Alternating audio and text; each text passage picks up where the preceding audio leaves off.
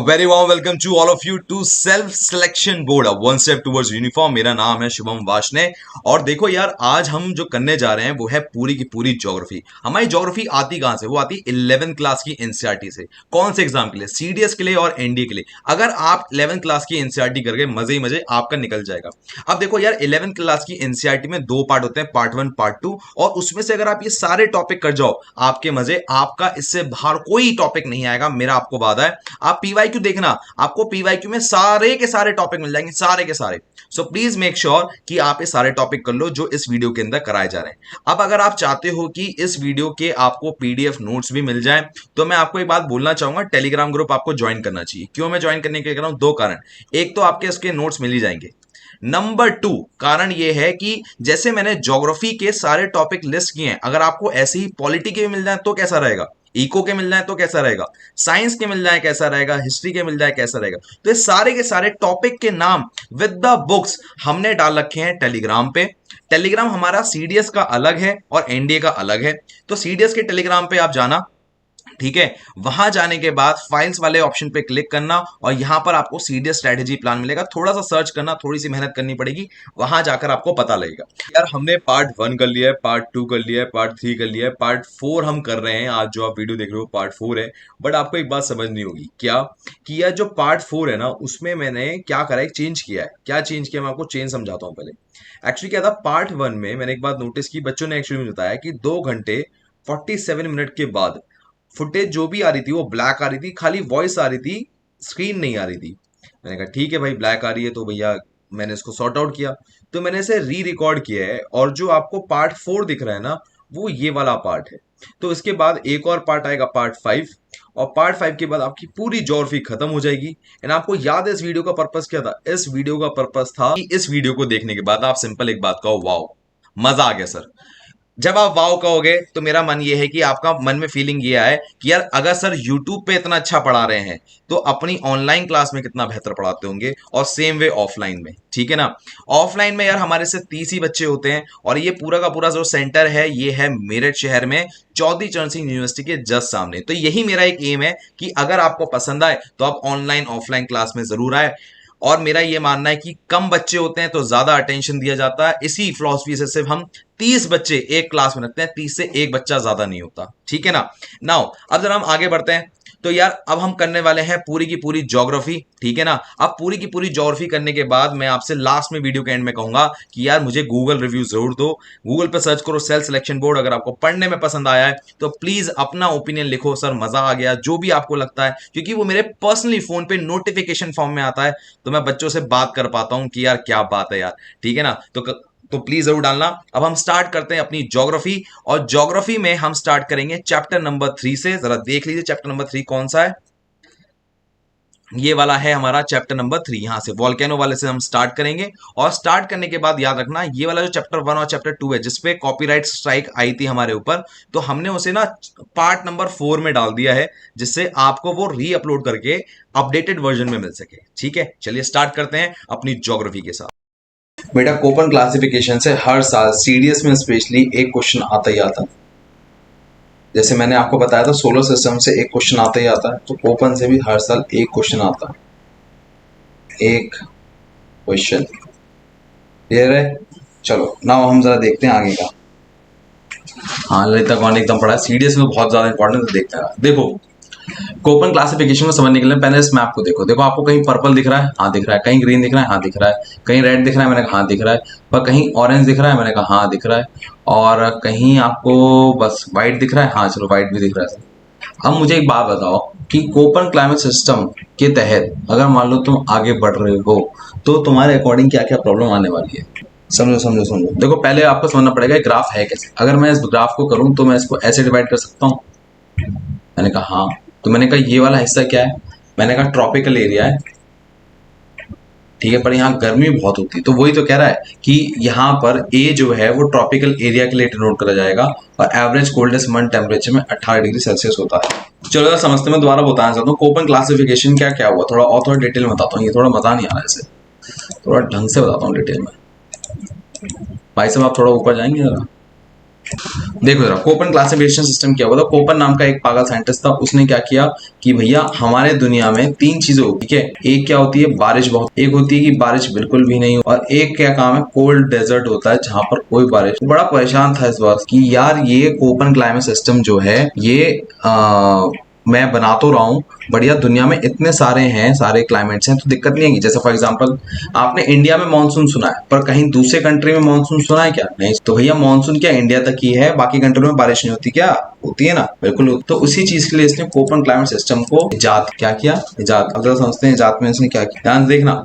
सबसे पहले इसने कहा कि आपने एक काम करो, तीन हिस्सों में बांट लो। मतलब पहला एक वो वाला टाइम जब बारिश में कहा, अब उसने कहा दूसरा टाइम आप नाप लो जब बारिश भी होती है और आपसे कोई मिलना भी चाह रहा। क्लियर है? That's called Köppen class. अच्छा, इसमें एक और होती है, ना तो तुम्हें पैसे मिल रहे हैं ना तुम पैसे दे रहे हो, कुछ नहीं कर रहे, that's called Köppen class. Clear है? यहाँ तक इतनी बात समझ में आ गई? हाँ सर, यहाँ तक तो बात आप। अब जरा हम इसको आगे जरा गहराई में ध्यान से देखो। देखो मैं कोपन क्लासिफिकेशन ने कई टाइप के क्लाइमेट होने के कारण ना सभी पूरे क्लाइमेट सिस्टम को 4 से 5 हिस्सों में बांट। जरा समझते मैं क्या कहना चाह रहा हूँ। देखो मान लो यहाँ पर मानसून हो रहा है इंडिया में और दूसरी जगह मानसून नहीं हो रहा, तो उसे क्या, तूने कहा यार ये तो बड़ा मुश्किल है, एक को नाम याद करो, सारे नाम याद करने के बाद आगे बढ़े। तूने कहा नाम मत, सिंपल इसको एबीसीडी फॉर्मेट में लिखो। जैसे देखो फॉर एग्जाम्पल मैं लिखता हूँ ए बी। ए मतलब होता है बहुत एरिड रीजन, बी क्या होता है सूरज से भी ज्यादा होता है, मतलब सूरज से ज्यादा गर्म, और सी मतलब हम तो चूतिया, सॉरी। अब आते हैं डी। डी क्या होता है, जरा डेजर्ट वाला है जहां पर खास। क्लियर है? बात समझ में आ रही है? हाँ सर आ रही है। अब जरा हम इस बात देखो, ये तो थोड़ा टिपिकल वे में समझा रहा है, बट मेरी बात ध्यान सुनो मैं क्या कहूं। देखो अगर मान लो मैं इक्वेटर से आगे बात, इक्वेटर या ट्रॉपिक ऑफ कैंसर को, इक्वेटर और ट्रॉपिक ऑफ कैंसर, तो वहां पर क्या होगा भैया, ट्रॉपिक ऑफ कैंसर बताते हुए, ये है इक्वेटर और इक्वेटर के ऊपर आता है ट्रॉपिक, सर नीचे आता है ट्रॉपिक ऑफ कैंसर। अब बात समझ, मान लो कोई चीज ट्रॉपिक ऑफ कैंसर से ऊपर चल रही, तो हम उसे क्या कहेंगे, हम उसे कहेंगे वार्म टेम्परेचर। समझ लो मेरी बात। तो इंडिया के मध्य प्रदेश से तो यहाँ पर ट्रॉपिक ऑफ पास होती है, पर उससे पहले वाले ऊपर वाले एरिया को क्या कहेंगे हम, वार्म टेम्परेट। क्या मेरी बात समझ में आ रही है? बिल्कुल बात। अगर मैं कहूँ कि कहीं बर्फीला इलाका है तो हम उसे क्या कहेंगे, ई कहेंगे, हम कहेंगे कोल्ड क्लाइमेट। क्लियर है? अगर हम डी की बात करें तो डी मतलब उत्तराखंड वाली जगह या आपकी गोवा, ऐसी जगह हमें क्या करता है, रहना कह रहा हूँ मैं, क्या कह रहा हूँ, ये जो चीज है ये आपके एग्जाम में इस चीज से डिनोट की जाती है। दोबारा बोलता हूँ मैंने क्या बोला, ध्यान सुनना, लड़खड़ा गए थे जी। तो ए का मतलब है कि जहां पर इंडिया का जो ट्रॉपिक ऑफ कैंसर है उससे नीचे वाला हिस्सा को हम ट्रॉपिक ऑफ कैंसर कहते हैं। यहाँ पर क्या होता है, जो टेम्परेचर होता है 18 से लेके 30 डिग्री सेल्सियस तक चला जाता है आराम, ठीक है, जिसमें हम बैठे। उसके बाद आता है सी। सी का मतलब होता है कि एक ऐसा इंसान जो कि बेवकूफाना हरकत करता हो, क्या करता हो, बेवकूफाना हरकत करता हो। ठीक है। नाउ अब आते हैं हमारे पास बस मेनली तो ए बी। देखो अगर हमें एक कोड बनाना है, कोड देख रहे हो आप यहाँ पर, आप ऐसे देख रहे हो CWS, ये कोड बनता है। ये आते हैं लोग शादी करने के लिए इनकी कोडिंग बनाई जाती है, इनके बैकग्राउंड की, कहाँ से आए, क्या कर रहे हैं। अब इन पंडित जी ने जो मतलब जिन्होंने मुझे बात सिखाई, अब उनकी एक बात बताता हूँ जो तुम्हें पता होगी। आगे चले। हाँ क्या कह रहा था मैं, देखो ध्यान से। एक्चुअली कमेंट वमेंट आने लगे थे, पता नहीं लड़का कौन है, स्टैनली मैकडॉल्स, उसके मैसेज ने परेशान। हाँ जी इधर देखो, अगर मान लो मैं कहूँ ये इंडिया है, ये इंडिया है और ये यहाँ पर इसका मैप है और ये यहाँ पर है और ये यहाँ, तो मुझे ये बताओ कि ये वाला रीजन ए में मार्क करूं या बी में मार्क करूं या सी में मार्क करूं, जल्दी बताओ। नीचे वाला जल्दी बताओ, कमेंट सेक्शन में बताओ। अगर आपको पीडीएफ नहीं मिली है कोई बात नहीं, बट आप कमेंट। जी हाँ, नीचे वाला एरिया हम ए में मार्क करेंगे और इससे ऊपर वाला एरिया हम सी में मार्क। बिल्कुल सही बात। और आई थिंक हम सी में मतलब क्या है, सी मतलब एक ऐसा एनवायरमेंट जहां पर ऑक्सीजन और आइस दोनों ही अवेलेबल नहीं, दैट्स कॉल्ड सी वाला है, ठीक है। एंड जो ए वाला हिस्सा है वो किसका है, वो भी हमारा है, कि हमारा काम सुरक्षा करना है। क्या मेरी बात क्लियर है? बात तो क्लियर आ रही है। अब जरा समझो मैं क्या कह रहा हूँ, ध्यान सुनना मेरी बात। जहां पर ट्रॉपिक ऑफ कैंसर पास होती है उसको हम ट्रॉपिकल कहते हैं। बी उसे कहते हैं जहां पर एकदम सूखा हो, मतलब डेजर्ट, ठीक है ना। वार्म सी मतलब ऐसा जहां पर नॉर्थ इंडिया जैसी क्लाइमेट हो। और फिर ई जो होता है वो इंपॉर्टेंट है, कोल्ड क्लाइमेट, ठीक है ना। इसमें पूरी तरह से कोल्ड क्लाइमेट होता है, बर्फ जमी। तो जरा अगर हम इस मैप को ध्यान से देखें, ये वाला मैप जरा मुझे देखो, इसमें से आपको ए लेटर दिखाई क्या? हाँ दिख रहा है। बी दिख रहा है, सी दिख रहा है, यही लेटर यहाँ पर बता रहे हो, यही एग्जाम। ए मतलब क्या हुआ, जल्दी बताएंगे सब लोग फटाफट बेटा, जल्दी बताओ। आवाज आ रही है तो मैं नहीं आ रही है? हाँ जी। ए क्या है, ए किस लिए है, ट्रॉपिकल। बी किस लिए है, डेजर्ट, देख पा रहे हो, बी डेजर्ट। और सी मतलब यूपी बिहार वाला एरिया। समझ लो मेरी बात, देखो बी डेजर्ट के लिए है, ए ट्रॉपिकल के लिए है और सी क्या है, जहाँ पर लोग सब्जी मंडी खा के सब्जी वब्जी खा के आराम से जीते हैं। क्या मेरी बात क्लियर है? ठीक है। नाउ अब आता है डी ई। डी मतलब होता है जहाँ बहुत ठंड पड़ती है, मतलब 0 से लेके 18 डिग्री तक, बट वो किसी के इंतजार में बैठ सकती है, दैट्स कॉल्ड डी। ई का मतलब होता है कि ऐसी जगह जहाँ पर बर्फ और बर्फ और बर्फ और कुछ भी ना हो, दैट्स कॉल्ड ई। क्या मेरी बात समझ में आ रही है? अब आपके सामने ये चीज क्या आपने समझ पा रहे हैं? सब प्रॉपर समझाते, क्वेश्चन दिखाते हैं। आप क्वेश्चन काम हो गया। हाँ जी, ओपन क्लासिफिकेशन देखो जरा प्रॉपर। देखो देखो देखो देखो जल्दी देखो। पहले ना इसमें एक चीज और देख लो बस, ये वाला एफ मतलब क्या हुआ? सूखा। सूखा कह रहा हूँ, मतलब ज्यादातर बारिश आती, ज्यादातर बारिश आती, क्लियर है? ज्यादातर बारिश ज्यादातर क्लियर है? यहाँ तक की बात समझ। आप जरा मेरी बात ध्यान। एम मतलब होता है मानसून, एम याद है। सन होता है सनशाइन करना, शाइन हो रहा है। और डब्लू मतलब होता है winter dry season, winter dry season जैसे लद्दाख। क्लियर है? इतनी बात बता दो, अगर तुम्हें समझ में आ गई तो फटाफट बेटा फिर क्वेश्चन कराना बेटा। पीडीएफ आपको टेलीग्राम पे मिल, जल्दी बोलो क्या बोल रहा हूँ मैं, जल्दी बताओ। इतनी बात आई है कि नहीं आई है? सिर्फ ललिता का जवाब आया बच्चे, बाकी वो क्या है? बोलो, नींद दिलाओगे क्या मेरे को? हाँ, सो गया था मैं सच्ची में, तुम लोगों की आवाज ना। इतनी बात समझ में आ गई? चलो अब मेरे को एक बात बताओ, अगर मान लो मैं ऐसा कहूँ ए एफ, इसका मतलब क्या होगा? ए मतलब ट्रॉपिकल एरिया में आती है जगह, एफ मतलब बहुत बारिश होती है वहां पर, नो ड्राई सीजन मतलब बहुत बारिश हो, बहुत ज्यादा बारिश होना, बिन मौसम बरसात हो। क्लियर है? सो ए एफ। अब मुझे बताओ पूरे मैप में ए एफ आता है? पूरे मैप में ए एफ आता है? देखो कहाँ आता है? आता है कहीं एफ? तो ऐसा हमारे यहाँ नहीं होता हमारे देश में कि बारिश बहुत आ रही है और बादल नहीं। फिर हमारी जो इंग्लैंड की क्वीन है, उन्होंने क्या किया है कि वो देखती हैं कि ए एफ वाली जगह हमारे यहाँ नहीं है, पर हमारे यहाँ ए डब्ल्यू है। अब ए डब्ल्यू समझते रहा। ए क्या है? ड्राई, नो ड्राई सीजन, मतलब यहाँ पर रिवर बहती रहती। ठीक है। अब आता है डब्ल्यू। डब्ल्यू का क्या मतलब क्या होता है? डब्ल्यू का मतलब यहाँ पर क्या होता है? डब्ल्यू का मतलब होता है विंटर ड्राई। तो मतलब यहाँ पर ना सर्दियां बहुत होती हैं। तो Madhya Pradesh is known for, यहाँ पर विंटर बहुत ज्यादा। क्या मेरी बात समझ में आ रही है? बात राइट ऑप्शन है कि आप इस वाले सेकंड को ऑप्ट करें। क्लियर है? ओके। अब मैं अगर आपसे कहूँ डी एस, मुझे बताओ यहाँ पर कोई सिस्टम है डी एस जैसा? डी क्या है? A B C D D D D D for dog क्या है? जल्दी बताओ, डफर के अलावा बोलना, जल्दी बताओ बेटा। डी एस क्या होगा? A B C. A tropical, B सूखा, सी मतलब नॉन ट्रॉपिकल, और डी मतलब क्या हो गया? डी मतलब क्या हो गया? डी मतलब कोल्ड, बर्फीला इलाके क्या, ठीक है ना, जहाँ स्नो पड़ रहा है। जब हमने बात की ए बी, गड़बड़ है, देखो जरा, ए बी सी डी, ध्यान से देखना मैं क्या कह रहा हूँ। यहाँ पर मैंने लिखा डी, यहाँ पर लिखा डी, और डी के बाद लिख दिया। तो मतलब कि भैया ये एक ऐसी जगह है, ये एक ऐसी जगह है जहाँ पर सीवियर मिड लैटिट्यूड है। मतलब सीवियर मिड लैटिट्यूड मतलब क्या होता है सर? मतलब यहाँ पर कोल्डनेस तो है, पर यहाँ पर बारिश भी बहुत आती है, जैसे अरुणाचल बहुत बारिश आती है, ठीक है ना, बहुत ज्यादा। तो दैट्स इट। अब सी का मतलब क्या है? कुछ एरिया में आपकी जो पुश्तैनी चीजें हैं वो जैसे ये कंट्री की लाइन, अगर मान लो मैं आपके यहाँ विजिट करूँ, आप मुझे खाली हाथ भेज दो और फिर बाद में आपको रह जाए, तो आप कहोगे आप भेज दूंगा ना यार, भेज दूंगा।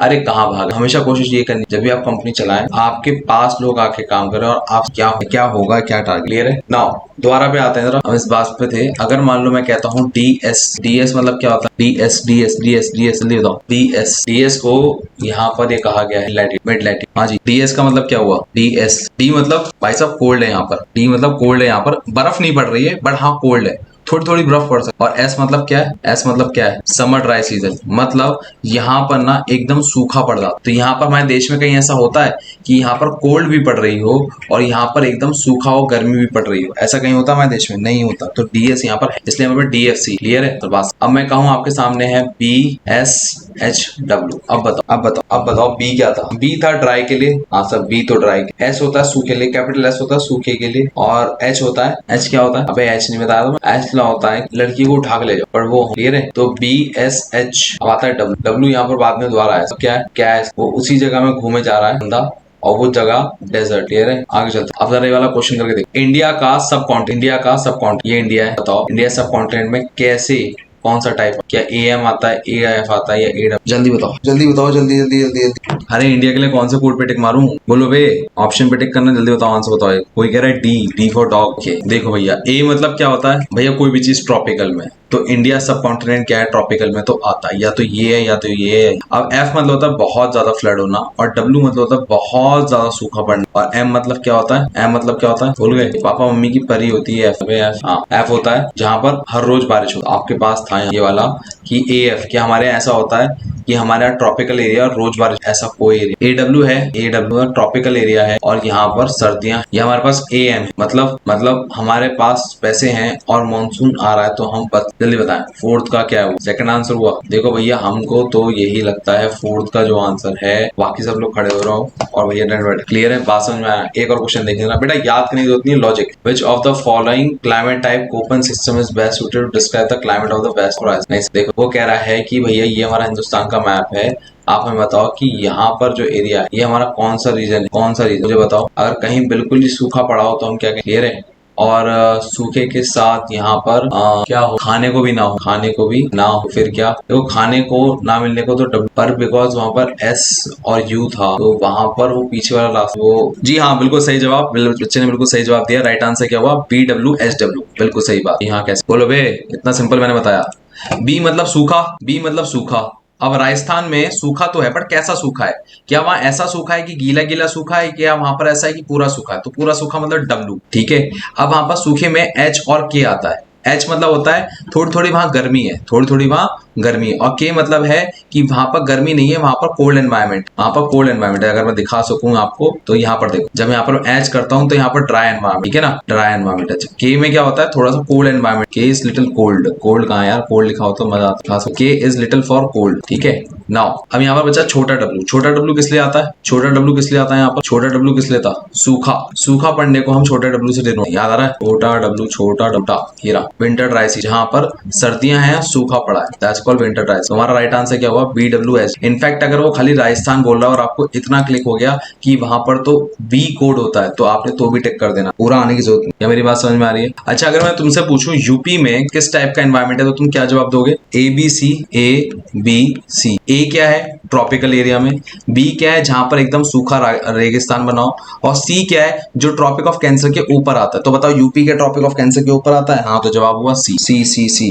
अब मैं कहता हूँ क्या तुम्हारे केस में ऐसा होता है कि सूखा होता है और सर्दियां भी होती है? मैंने कहा हाँ डबल। क्या तुम्हारा गंगा प्लेन के पास पड़ता है? हाँ तो आप कहोगे सर जी वाला तो आपने सिखाया था। हाँ मैंने नहीं सिखाया, तो जी आपको सीखने की जरूरत भी। क्लियर है? अगर मैं वापस इस क्वेश्चन में आऊं तो आप मैक्सिमम टाइम आपके पास क्वेश्चन आएगा कि भैया ये वाला हिस्सा शुरुआत में ही पता लग जाए बस। जैसे फॉर एग्जांपल मैं कहूं एक ऐसी जगह जहां पर सिर्फ बर्फ ही बर्फ, तो बताओ A B C D में कहीं ऐसा बर्फ है खाली? ये ट्रॉपिकल है, ये सूखा है, ये यहाँ पर प्लेन वाला एरिया है, और ये D का है जहां पर एकदम डेजर्ट हो रखा हो। तो बर्फ वाले इलाका तो लाया नहीं, तो बर्फ वाले इलाके के एक लेटर और आ जाता है। क्लियर है? E। और अगर E के साथ जहां बर्फ भी हो, थोड़े बहुत वो भी हो, क्या नाम है उसका, फसलें भी हो, तो वहां पर आता है टी। क्या मेरी बात समझ में आ रही है? अगर तुम्हें टी दिखा सकूं तो यहाँ पर टुंड्रा वहां पर छोटे छोटे पेड़ पौधों को कहा जाता है। क्लियर है? बात समझ में आ रही है? जल्दी बताएं। चलो मैं तुमसे एक बात पूछूं, बता सको तो बताओ क्वेश्चन। मैं कहूं केरला में बताओ कौन कौन से लेटर से, किस किस लेटर से बने? केरला में मानसून होता है, M तो आएगा। और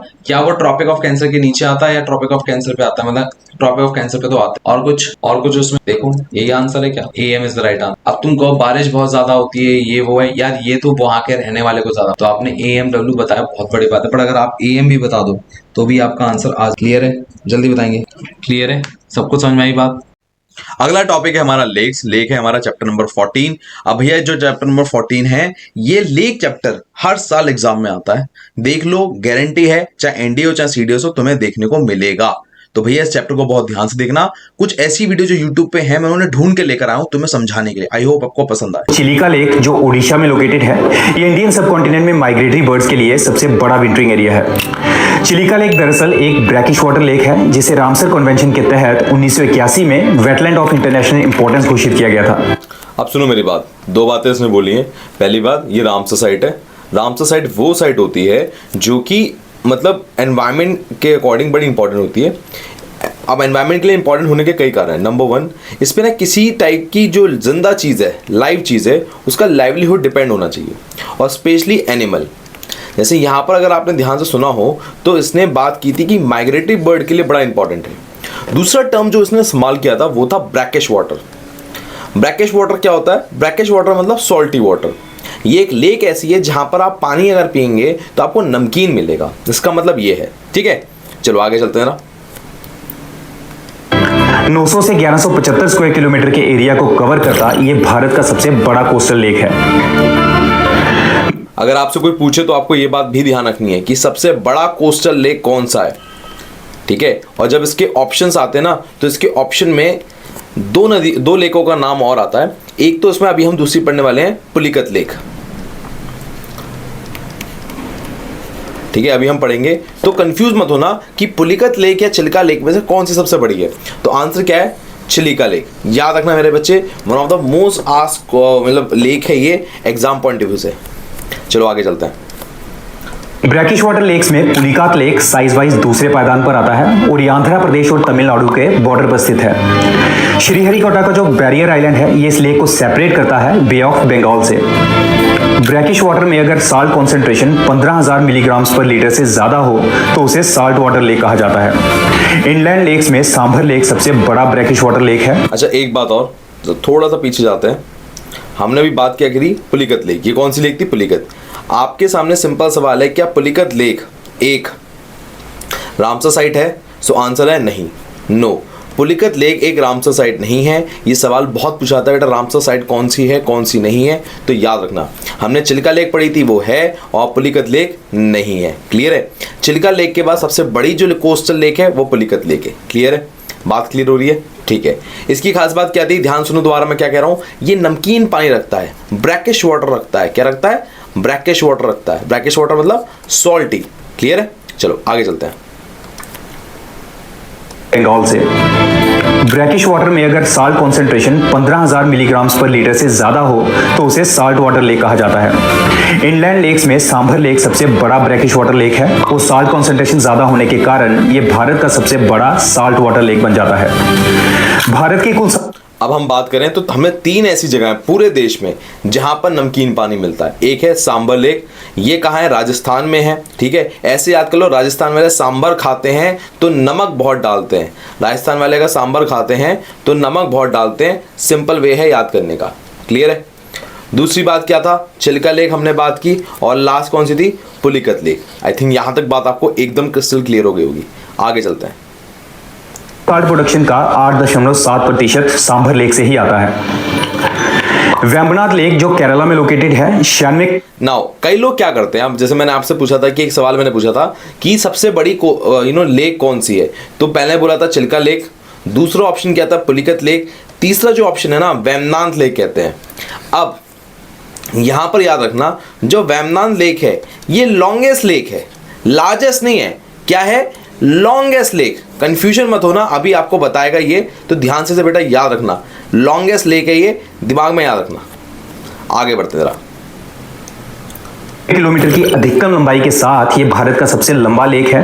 वेम्बनाथ लेक दरअसल एक वेटलैंड है जो सुंदरबंस के बाद भारत की दूसरी सबसे बड़ी रामसर साइट है। मशहूर नेहरू ट्रॉफी बोट रेस या वलमकली भी हर साल अगस्त में यहीं आयोजित होती है।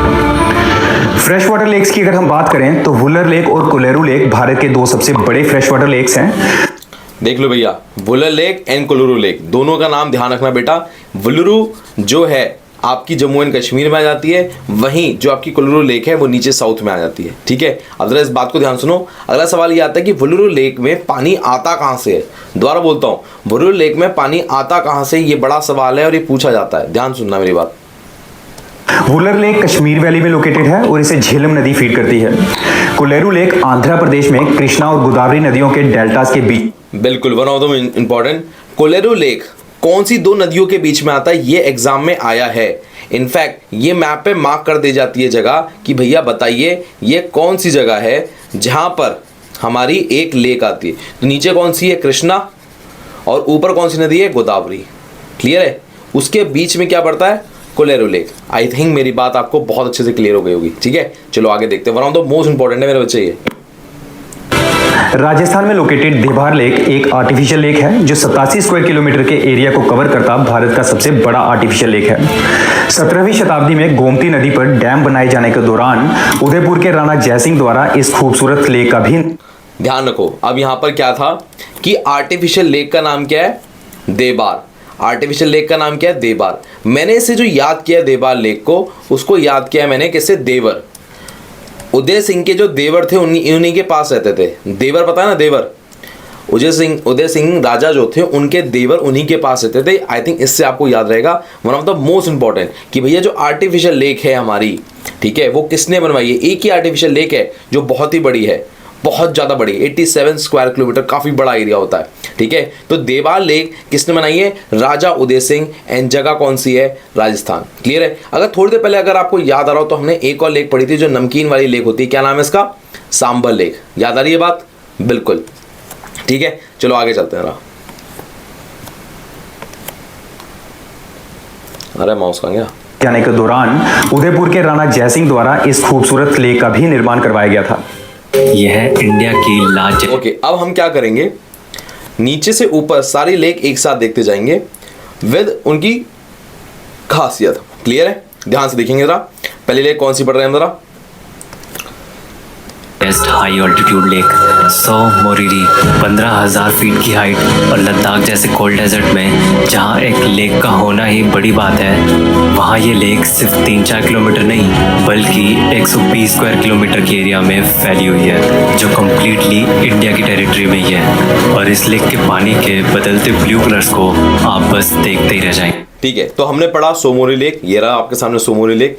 सोमोरी लेक यहाँ पर कहाँ है? लद्दाख में। इसकी खास बात क्या होता है? इसका ब्लू कलर, पानी का जो कलर होता है बदलता रहता है। कभी ये वाला लाइट वाला ब्लू होगा, कभी डार्क वाला ब्लू होगा, कभी और कोई शेड होगा ब्लू, जैसे यहाँ पर आपको जो ब्लू कलर दिख रहा है वैसा ब्लू होगा। तो ब्लू कलर बदलता रहता है। ये सोमोरी लेक की खास बात है और ये लद्दाख में। इसकी एक खास बात और है, यहाँ पर आखिरी गाँव है जहाँ पर इंसान रहता है। क्लियर है? याद रखना। और यहाँ पर मैं आपको दिखा देता हूँ कौन सा गांव है वो, और याद रखना बेटा वो गांव के बारे में। देखो जरा। और इस लेक के सामने है एक बहुत ही रिमोट विलेज करजोक। करजोक एक ऐसा गांव है जो बुद्धिस्ट के लिए जाना जाता है, ठीक है। और ये आखिरी गांव है हिंदुस्तान का लद्दाख रीजन में। इसके बाद कोई गांव नहीं है। क्लियर है? आगे देखो। हाईएस्ट सेटलमेंट में से एक है। देखो जरा पैंगोंग सो है कहाँ? ये रहा पैंगोंग सो और ये यहाँ पर है। अगर आप इसे ध्यान से देखेंगे, ये वाला जो एरिया आता है ये चाइना और इंडिया के बीच का एरिया है। क्लियर है? अब ज़रा थोड़ी जानकारी ध्यान सुनना, ये न्यूज़ में बहुत बना रहता है तो इसलिए इसके आने के चांसेस बहुत ज़्यादा हैं। दूसरी बात आप एक तरह नोटिस करो, पैंगोंग सो बोलते हैं, तसो नहीं बोलते। क्या बोलते हैं? सो बोलते हैं। सो मोरेरी, ठीक है ना। तो जो सो वर्ड होता है वो लेक के लिए या कोई वाटर बॉडी के लिए इस्तेमाल होता है। नोटिस करना, जो वर्ड सो है, सो वर्ड, ये आपको दो ही जगह देखने को मिलेगा, एक लद्दाख वाले रीजन में और दूसरा जो नॉर्थ ईस्ट वाला एरिया है, नॉर्थ ईस्ट इंडिया, वहां पर जो लेक्स होती हैं उनके आगे भी सो लगा हुआ होता है। क्लियर है? याद रखना, दो ही जगह मिलेंगी, आइदर लद्दाख और अरुणाचल प्रदेश वाले नियर एरिया, अरुणाचल प्रदेश, सिक्किम, इन जगह जहां पर बुद्धिस्ट कल्चर आपको देखने को मिलता है। ठीक है, चलो आगे बढ़ते हैं। सॉल्ट वाटर लेक है दोस्तों। पैंगोंग सो एक 134 किलोमीटर लंबी लेक है जो इंडिया और चाइना के बीच करीब 50-50 में डिवाइडेड है। ये वेस्ट से ईस्ट की डायरेक्शन में रन करती है, जिस वजह से इसके दो बैंक्स हैं, नॉर्थ बैंक और साउथ बैंक। ये दोनों ही बैंक्स इंडिया और चाइना के बीच कॉन्फ्लिक्ट के फ्लैश पॉइंट्स बने रहे हैं। पैंगोंग सो के नदन बैंक की टोपोग्राफी किसी हाथ के हथेली के जैसी है, जिसमें से बहुत से माउंटेन्स फिंगर के शेप में पैंगोंग सो। अब देखो भैया, अगर आप ध्यान से देखो, पता नहीं आप में से काफ़ी लोगों को ये फिंगर समझ नहीं आती, पर जब आप ध्यान से देखो तो ये बाकायदा उंगलियां बन रही हैं। देखो, दिख रही हैं? देखो, can you see the fingers? I think अब आपको इमेजिन हो रहा होगा ये जो फिंगर वाली क्यों कहते हैं। और इसे 5 फिंगर, कितने फिंगर हैं? 5 फिंगर हैं। 5 फिंगर लेक कहा जाता है इसे। बात सुन रहे हैं? ठीक है। अब एक बात बताओ, कमेंट सेक्शन में डालो, अभी जैसे उसने बोला था ये फ्रेश वाटर लेक है या ये एक सॉल्ट वाटर लेक है? कमेंट सेक्शन में डालो फटाफट। क्लियर है? देखो जरा आगे बढ़ते हैं। की तरफ बढ़ते हैं। टेरिटरी डिमार्केट करने के लिए इन माउंटेन प्रोट्रूशंस को नंबर करके फिंगर्स के नाम से आइडेंटिफाई किया गया है, जैसे finger 1, finger 2, finger 3 etcetera. LAC की इंटरप्रिटेशन को लेकर पैंगोंग सो एरिया में इंडिया और चाइना के बीच काफी डिस्प्यूट है, जहां इंडिया के अनुसार एलएसी फिंगर 8 तक एक्सटेंड होती है, तो वहीं चाइना क्लेम करता है कि एलएसी फिंगर 2 से ही शुरू हो जाती है। 2020 के स्टैंड ऑफ में भी पैंगोंग सो एक इंपॉर्टेंट पॉइंट ऑफ कंटेंशन रहा। जम्मू एंड कश्मीर, तो हमने कौन कौन सी लेक कर ली है? ये कर ली, ये कर ली। अब हम यहाँ पर आ रहे हैं, ध्यान से देखना, one of the most important है ये लेक। जम्मू एंड कश्मीर की लेक है, लार्जेस्ट फ्रेश वाटर लेक है बेटा। एग्जाम में 10,000 बार पूछ चुके हैं और अभी भी आती है और आती रहेगी। ध्यान सुनना। कश्मीर में स्थित वुलर लेक इंडिया का लार्जेस्ट फ्रेश वाटर लेक है। ये लेक जम्मू एंड कश्मीर के बांदीपोरा डिस्ट्रिक्ट के पास लोकेटेड है, जिसका निर्माण टेक्टोनिक एक्टिविटी के कारण हुआ था। वुलर लेक को 2 नदियां फीड करती हैं, उनमें से एक है झेलम नदी और दूसरी है मधुमती स्ट्रीम। वुलर लेक के माउथ पर ही स्थित है तुलबुल प्रोजेक्ट। भैया ये तुलबुल प्रोजेक्ट याद रखना, पूछा जाता है कि वुलर लेक पे कौन सा प्रोजेक्ट बना हुआ है, तो वो है तुलबुल प्रोजेक्ट। ठीक है, चलो आगे देखें। जो कि एक नेविगेशन लॉक कम कंट्रोल स्ट्रक्चर है। दोस्तों, इसके अलावा आपको यह भी बताना चाहूंगा कि वुलर लेक भारत के उन 75 वेटलैंड्स में से एक है जिन्हें रामसार साइट की उपाधि भी मिली है। अब जरा थोड़े से रामसर साइट दोबारा रिवाइज कर लेते हैं। सबसे पहले हमने चिल्का लेक के बारे में पढ़ा था, जो कि एक रामसर साइट है। उसके बाद हमने कौन सी पढ़ी थी? क्या हमने पुलिकत लेक पढ़ी थी रामसर साइट में? नहीं सर, नहीं पढ़ी थी। फिर एक हमने वेमडान लेक पढ़ी थी, यही नाम है। आई थिंक प्रोनाउंसिएशन थोड़ी गलत हो सकती है।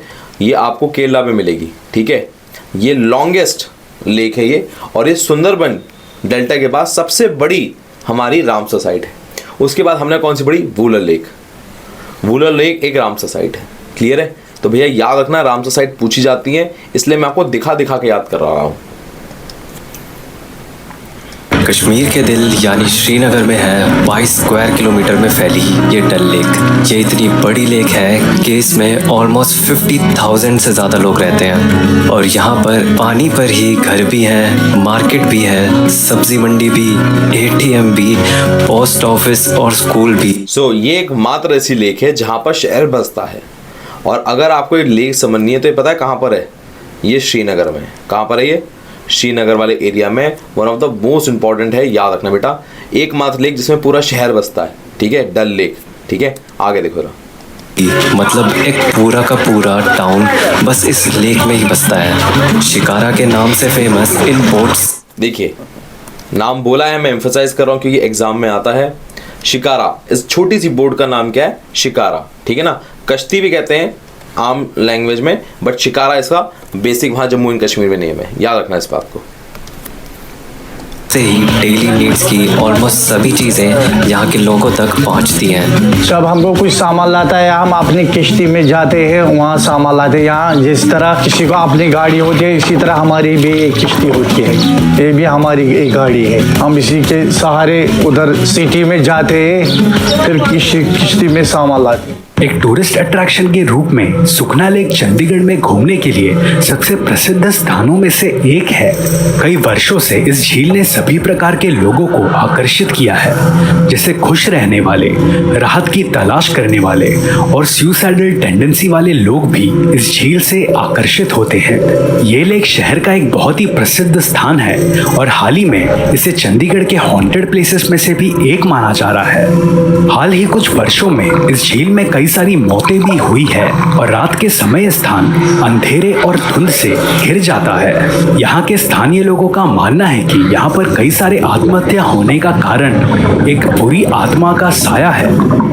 क्या आपको पता है मनाली से 100 किलोमीटर दूर और मंडी से 50 किलोमीटर दूर एक ऐसी लेक जिसकी डेप्थ आज तक कोई डाइवर नहीं नाप पाया और इसके बीच का आइलैंड अपनी पोजीशन चेंज करता रहता है। दिस इज द प्लेस जहां ऋषि पराशर ने मेडिटेशन किया था and this sacred lake looks stunning in every season. This is Parashar lake in Himachal Pradesh at the height of 8,960 feet. Okay बेटा, ये एग्जाम में पूछी जाने वाली one of the most important lake है। अगर आप यहाँ से देखो तो ये एकदम नेक पर आती है। ठीक है, अमृतसर की एकदम सीध पे यहाँ पर आती है ये। ठीक है, अब आपको मुझे बताना है कि ये वाली जगह कौन सी स्टेट है। ये उत्तराखंड है, ये हिमाचल है, ये क्या है? ठीक है, लेक तो मैंने आपको बता दी। लेक का नाम क्या है? पुष्कर लेक। पुष्कर लेक की खास बात क्या है कि इसमें एक फ्लोटिंग आइलैंड है।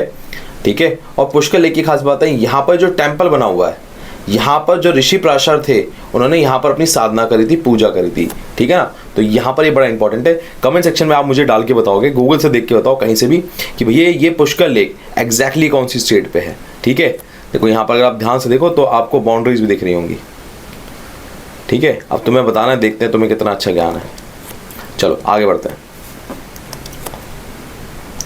So save this reel and don't forget to add this place in your next Himachal trip. तो एलियंस देखने हैं, मैं देखो तुमने ध्यान से सुन लिया हो तो मैंने यहाँ पर उसने लास्ट में एंड में एक स्टेट का नाम बोला है। देखो जरा, So save this reel and don't forget to add this place in your next Himachal trip. तो सुन लिया? चलो अब अगली वाली देख जरा।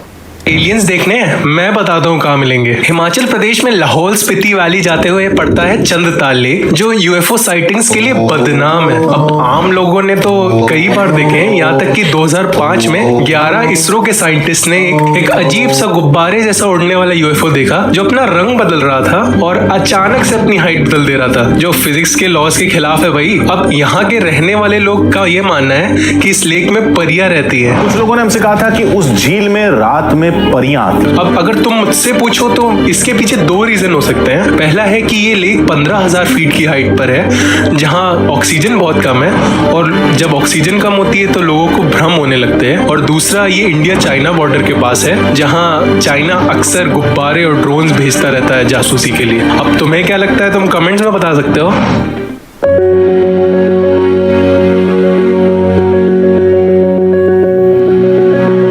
ओके, तो अभी हमने 2 लेक्स पढ़ी थी। एक है चंद्रताल, ठीक है, यहाँ पर आपने देख लिया, ये हमारे यहाँ हिंदुस्तान में यूएफओ साइटिंग के लिए बड़ी फेमस है यहाँ पर, ठीक है। और इसे चंद्रताल कहते हैं इसलिए कि जब चंद्रमा की रोशनी इसमें पड़ती है तो बहुत ही सुंदर नज़ारा होता है, इसलिए इसका नाम चंद्रताल था, जो हमने भी लेक पढ़ी। उससे पहले एक लेक और पढ़ी थी, उसका नाम था, एक ऋषि पराशर थे, जी हाँ, पराशर लेक, तो वो भी कहाँ थी, हिमाचल में थी। अब मैं जो बताना चाह रहा हूँ उसको समझो। अब जो हम लेक पढ़ने वाले हैं, उन सभी लेक में एक वर्ड बड़ा कॉमन होगा, ताल। ताल जहां पर भी आ जाए समझ लो ये उत्तराखंड की लेक है। दोबारा बोल रहा हूं, उत्तराखंड की लेक है। नोटिस करना ताल लिखा है कि नहीं लिखा है, मैं सिर्फ पेन से बताऊंगा, ठीक है ना, पेन मूव करूंगा, बाकी तुम्हें नोटिस करना है। देखो जरा,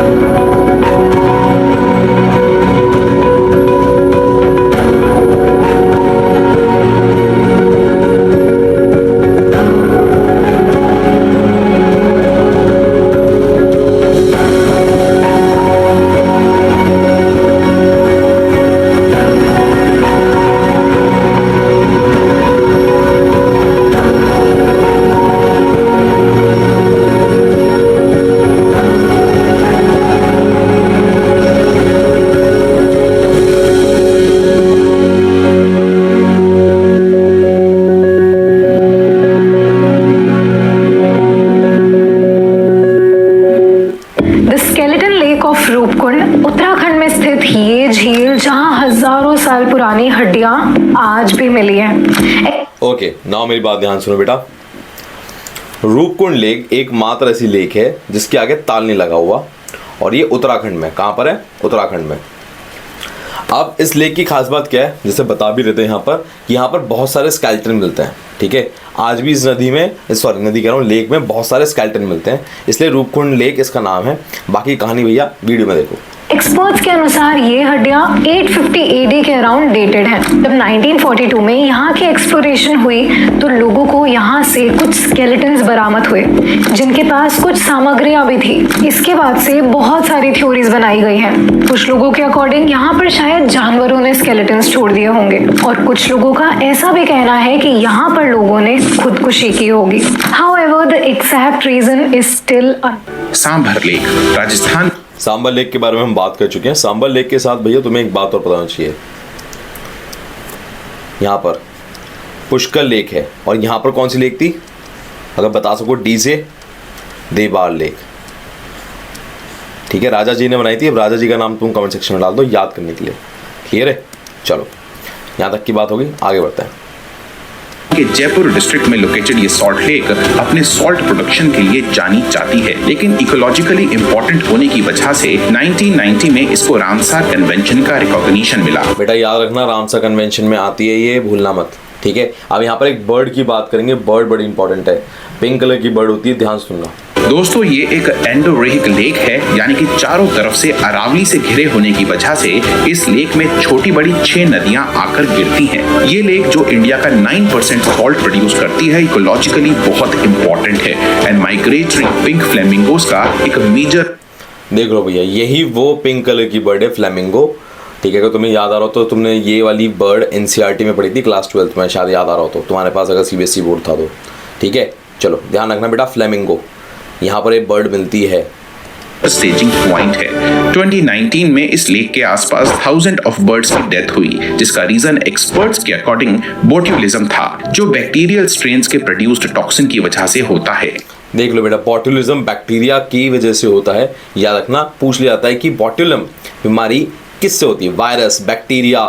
ठीक है, बाकी जो भी ऑप्शन आते हैं वो सब आते हैं, पर याद रखना कि बॉट्यूलम किसकी वजह से होता है, बैक्टीरिया की वजह से होता है। ठीक है ना, और ये जानवरों में होता है, इंसानों में नहीं होता। क्लियर है, चलो आगे देखते रहा। तो दोस्तों कमेंट बॉक्स में हमें जरूर बताएं कि सांभर फेस्टिवल कब सेलिब्रेट किया जाता है।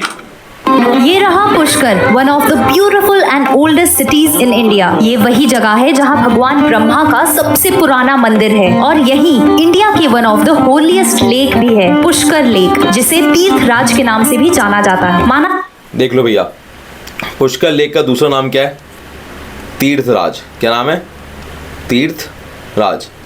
क्लियर है, याद रखना। दोबारा सुन लो, स्क्रीन पे 1 मिनट आ गया तो विंडोज वाला ऑप्शन, दोबारा सुना देता हूँ, देखो जरा। से पुराना मंदिर है, और यही इंडिया के one of the holiest lake भी है, पुष्कर लेक, जिसे तीर्थराज के नाम से भी जाना जाता है। माना जाता है कि ये पुष्कर लेक भगवान ब्रह्मा के कमल के फूल की एक पंखुड़ी के गिरने से बनी थी। ये पुष्कर लेक 400 से ज्यादा मंदिरों से घिरी हुई है, which is believed to be 2000 years old. शायद इसीलिए पुष्कर वर्ल्ड की 10 मोस्ट रिलीजियस सिटीज में से एक है। कुछ तो बात है इस प्राचीन शहर में, जो यहाँ लोग दूर दूर से आते हैं। यहाँ की इंटरेस्टिंग हिस्ट्री है, कुछ बहुत ही सुंदर आर्किटेक्चरल हेरिटेज है, यहाँ का कल्चर, यहाँ के लोग, यहाँ की रंग बिरंगी मार्केट्स, और यहाँ के world famous festivals. All of these makes Pushkar a fascinating city of our incredible India. और अब हम पहुंच गए उस जगह पे जहाँ पे मैं सुबह से पहुंचने के लिए बेकरार हूँ। यह है नाल सरोवर बर्ड सेंचुरी, बहुत ही खूबसूरत। कहाँ पर भैया नाल सरोवर बर्ड सेंचुरी लोकेट करो जरा, गुजरात में आना पड़ेगा मैं। ये देखो, एकदम at the heart of Gujarat. ये जो लेक है ना, नाल सरोवर लेक, इसकी खास बात क्या है कि ये ना बहुत ज़्यादा डेप्थ की नहीं है, मात्र 4 फीट की गहराई पे आप नीचे का पानी दे सकते हो, इतनी ही डेप्थ है, 4 से लेके 3 फीट, बहुत कम डेप्थ है, एकमात्र। क्लियर है, ठीक है, चलो आगे बढ़ते हैं जरा। ये एक्वेटिक प्लांट्स और रीड्स, शैलो वाटर, 6 इंच से लेके 3-4 फुट सबसे ज़्यादा गहरा। 210 से ज़्यादा स्पीशीज पक्षियों की यहाँ पर, जिनमें इंक्लूडेड हैं डैल्मेशियन पेलिकन, ग्रेट वाइट या रोजी पेलिकन। रास्ते में हमने मॉन्टेगू एंड मार्श हैरियर दोनों देखे, बहुत ही सुंदर पक्षी हैं, रैप्टर्स हैं। दोस्तों आज हम बात करने वाले हैं कवरताल झील के बारे में। जी हाँ, ये झील आप देखो जरा, कहाँ है कवरताल, ये आ गए। अब हम बिहार में आ गए हैं। ठीक है, ध्यान सुनना इस लेक के बारे में, ये एग्जाम में पूछी जाती है, बिहार की one of the most important lake है ये। आपके इंडिया के स्टेट बिहार में बेगूसराय डिस्ट्रिक्ट के अंदर लाई करती है।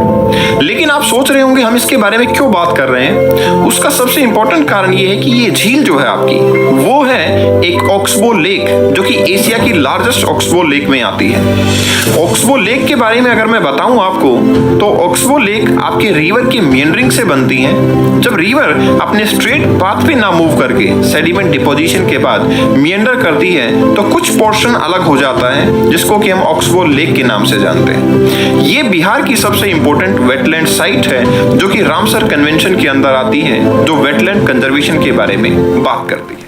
आई थिंक आपको क्लियर हो गया होगा कि कन्वर लेक जो है वो क्यों इंपॉर्टेंट है। ठीक है, ऑक्सबो लेक है नंबर 1, और दूसरी बात ये क्या है, एक रामसर साइट है। अब आपको मुझे एक बात बतानी है कि ऑक्सबो लेक है, मतलब पहले कोई नदी आती थी और नदी का ये पार्ट थी, तो कन्वर लेक कौन सी नदी का पार्ट थी ये आपको बताना है। अगर आप बता दो गूगल पे ढूंढ के तो मज़ा आ जाए, कमेंट सेक्शन में देखना चाहूँगा मैं। सोलामो या चोलामो लेक दुनिया की सबसे मैंने आपको एक बात बोली थी ना कि जो नॉर्थ ईस्ट वाला पार्ट है वहाँ सो वाला वर्ड आएगा। देखो आ गया, देखो ठीक है, चुलामू लेक या सोलामू लेक एक ही लेक है और ये सिक्किम में है। ठीक है, अब आगे देखो, बाकी तो तुम्हें वीडियो से पता लगेगा क्या है इसमें कहानी।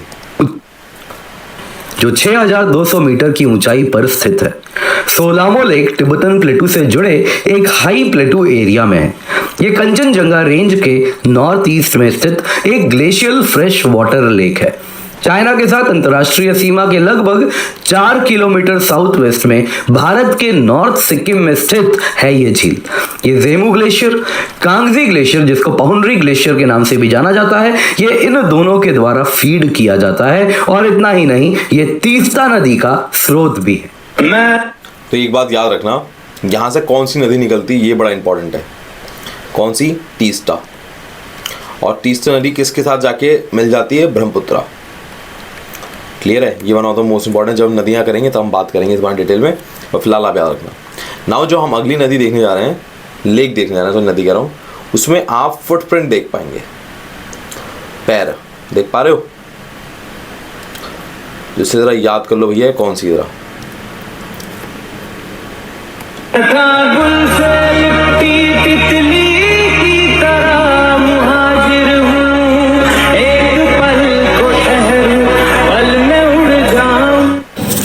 You might have heard about various lakes in the country, but do you know about the Loktak Lake of Manipur, which is the largest freshwater lake in the northeast part of India? अरे एक second यार, इसमें नाम तो रह गया तुम्हें तुम्हारे लिए। हाँ, नाम तो बताना भूल गया, दीपुर बेल लेक। ठीक है ना, ये वाला नाम है। ठीक है, चलो अब आगे आते हैं।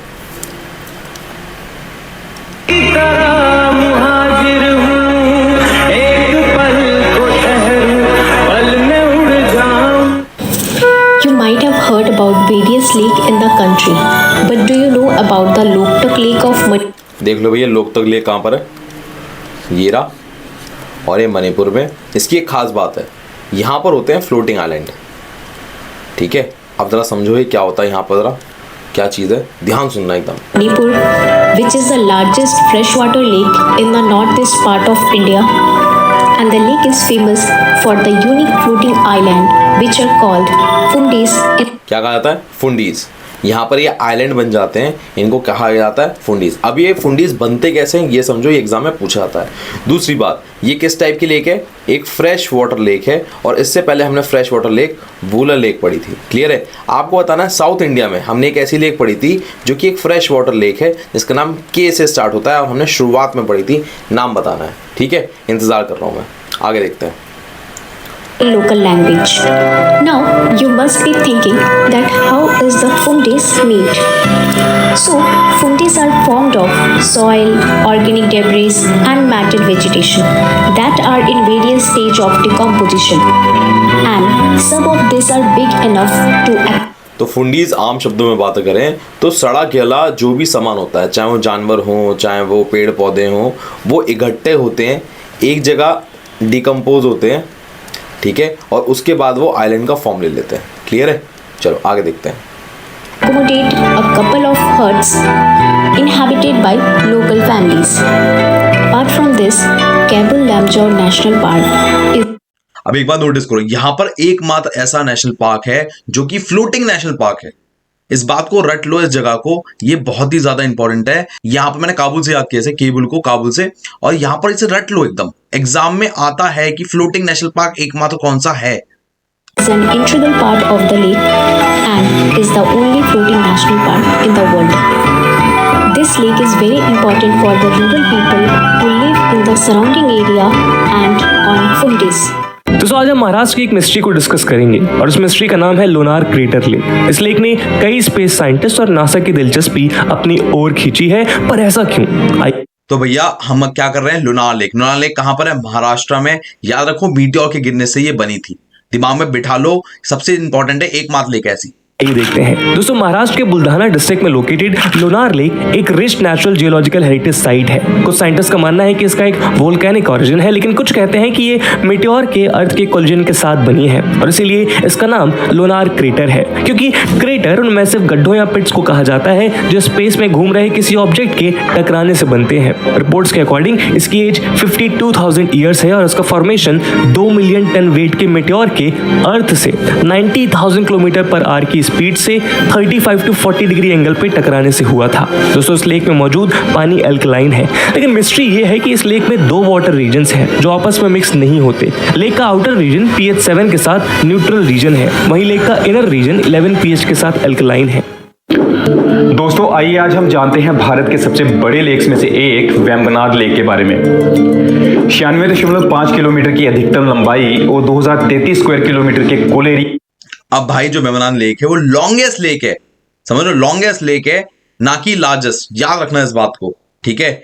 चिल्का लेक हमारी है लार्जेस्ट लेक और यहाँ पर वेम्बनाड लेक है लॉन्गेस्ट। वेम्बनाड लेक जो है इसकी एक खास बात और है, क्या कि वो केरला के कोस्ट में बैठ रही है, प्लस इसकी खास बात यह है कि यहाँ पर एक गेम्स होते हैं। कौन से गेम्स हैं देखो।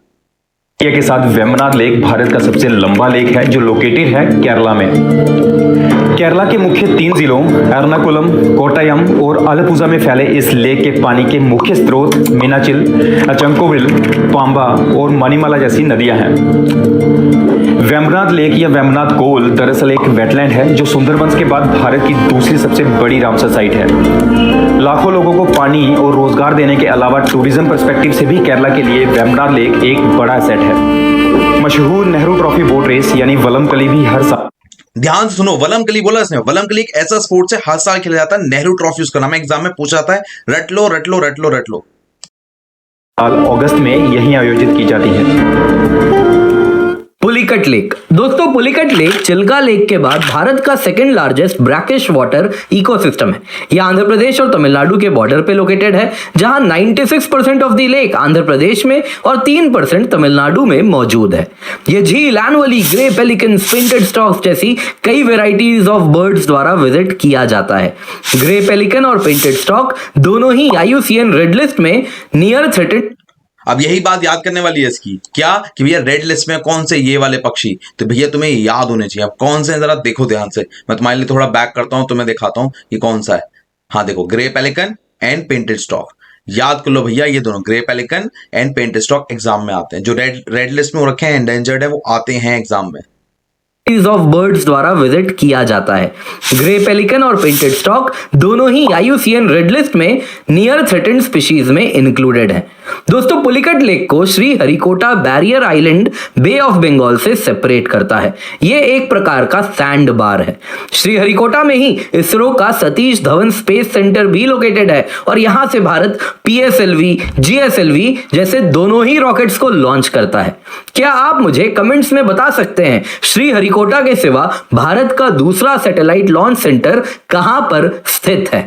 चिल्का झील भारत में खारे पानी की सबसे बड़ी झील है। यह झील एक लैगून झील है जिसका निर्माण टेक्टोनिक मूवमेंट से हुआ है। पूरी खुर्दा और गंजम जिलों में फैली यह झील बंगाल की खाड़ी से सटी हुई है। एक पतली सी स्प्लिट इसे बंगाल की खाड़ी से अलग करती है। 52 नदियों, छोटी नदियों और जल क्षेत्रों से घिरी इस झील का क्षेत्रफल 900 से 1165 स्क्वायर किलोमीटर के बीच बदलता रहता है। झील की लंबाई 64 किलोमीटर जबकि चौड़ाई 5 से 18 किलोमीटर है।